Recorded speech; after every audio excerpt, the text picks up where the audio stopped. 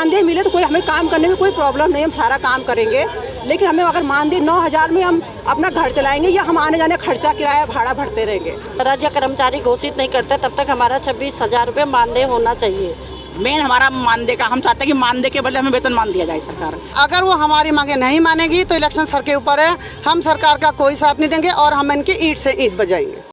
उत्तराखंड की राजधानी देहरादून में आज आंगनबाड़ी कार्यकर्ता इकट्ठी हुई हैं और इनका लंबे समय से इनकी मांग चल रही है कुछ मुद्दों को लेकर, और आज ये सचिवालय कुछ करने जा रहे हैं। और मैं इनसे सीधा बजाऊंगा, मैम आप लोग लगातार प्रदर्शन करते रहे हैं, अब क्या मांगे हैं, किन मांगों को लेकर ये सब चल रहा है? हमारी यही मांगे हैं कि हमारा न्यूनतम जब तक हमें राज्य कर्मचारी घोषित नहीं करते तब तक हमारा 26,000 रुपये मानदेय होना चाहिए, और नहीं तो हम तब तक हड़ताल करते रहेंगे जब तक हमारी मांगे पूरी नहीं हो। लंबे समय से आप लोग सड़कों पर हैं? हाँ जी बिल्कुल हैं, हम सड़कों पे हैं, बाकी तो हमारी दीदी बोल देंगे अब जो भी आगे। दीदी आप क्या कहेंगे इस पूरे? ये है कि हम सरकार से चाहते हैं कि हमें न्यूनतम वेतन दिया जाए। हम आज मजदूर की दिहाड़ी भी 600 रुपये है, 800 रुपये है, और हमें देखा जाए हमारा 9,300 है, सहायिकाओं का 5,000 है। तो हमसे सरकार क्या चाहती है? हम इतना चाहते हैं कि हमें जीने लायक वेतन दिया जाए। हम लोग विभागीय इतना प्रेशर, इतना काम, कहीं BLO का काम और सारे काम हम लोग कर रहे हैं, परंतु उसके बाद हम माननीय मुख्यमंत्री जी से, माननीय प्रधानमंत्री जी से हम बार बार यही विनती कर रहे हैं कि हमारा मानदेय बढ़ाया जाए, हमें जो है जीने लायक वेतन दिया जाए। अगर सरकार हमारी मांग नहीं मानेगी तो हमें लगातार, हम लोग सड़कों पर तो हैं, हमें इलेक्शन सर के ऊपर है।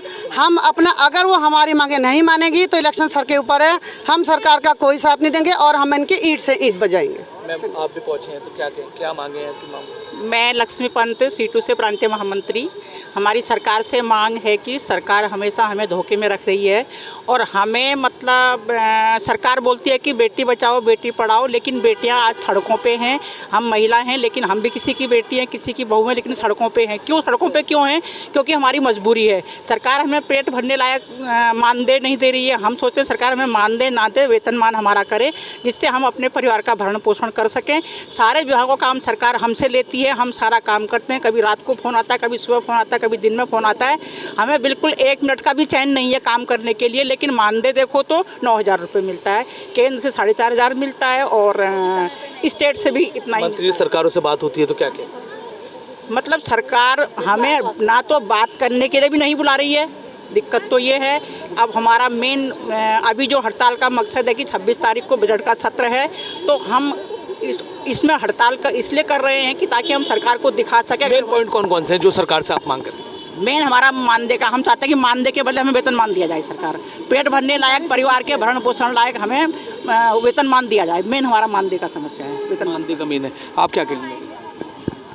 मेरा भी यही है कहना कि जैसे हम लोगों पे काम का जो है कि हमारा विभाग का जो काम है वो तो हमारे पास है ही, लेकिन उसके अलावा जो हमारे पास और बहुत काम देते हैं, हर विभाग का काम, सेंट्रल गवर्नमेंट का, स्टेट गवर्नमेंट का जो भी स्कीम लाते हैं वो सब हम धरातल पे हम उतारते हैं, लेकिन उसके अकॉर्डिंग हमें मानदेय नहीं है।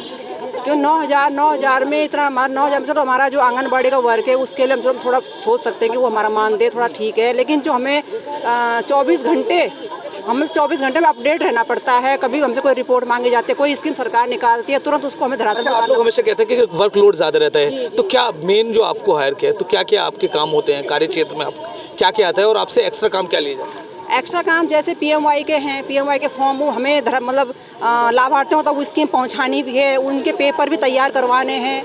जिनके पेपर तैयार नहीं है उनके लिए बोला जाता है हमें कि नहीं आप उनके साथ जाओ, बैंक में जाओ, उनका पेपर तैयार करो, तुरंत हमें दिया जाए। और कहीं पे भी कोई कार्यक्रम होते हैं उस पर भी हमें किसी भी समय हमें जाने को बोल दिया जाता है, और चाहे हम कैसे जाएँ हमारी समस्या नहीं देखी जाती, हम वहाँ पहुँचेंगे कैसे, वहाँ से आएँगे कैसे, लेकिन हमें बोल दिया जाता है चाहे हम ऑटो करा के जा रहे कैसे आ रहे, तो वो हमें उस हिसाब से मानदेय मिले तो कोई हमें काम करने में कोई प्रॉब्लम नहीं, हम सारा काम करेंगे। लेकिन हमें अगर मानदेय 9,000 में हम अपना घर चलाएंगे या हम आने जाने खर्चा किराया भाड़ा भरते रहेंगे, और जो स्कीम है उसमें हम इतना मतलब कितनी अभी मांग कितनी है, कितना होना चाहिए? कम से कम हमारे हिसाब से 30,000 होना चाहिए।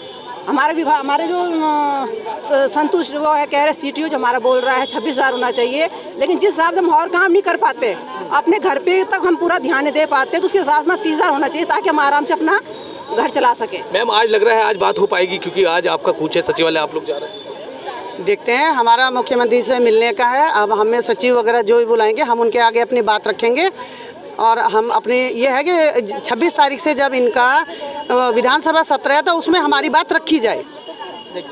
सभी सीटू के आंगनबाड़ी कार्यकर्ता हैं, इनका साफ कहना है कि जो आगामी सत्र हो रहा है 26 फरवरी को उनकी मांग रखी है। उनका मेन कारण कि इनके ऊपर जो वर्कलोड है वो ज़्यादा है, उसको कम किया जाए। साथ ही इनका जो मानदेय 9,000 है उसको बढ़ाकर 26,000 और 20,000 की बात ये आंगनबाड़ी कार्यकर्ती यहाँ कर रही हैं। और उनका साफ कहना है कि जितना लोड उनके ऊपर काम का है उसको देखते हुए उनका जो वेतन है वो बढ़ाया जाना चाहिए। देहरादून से वीडियो जर्नलिस्ट जॉन जैदी के साथ आदिल पाशा, TV9।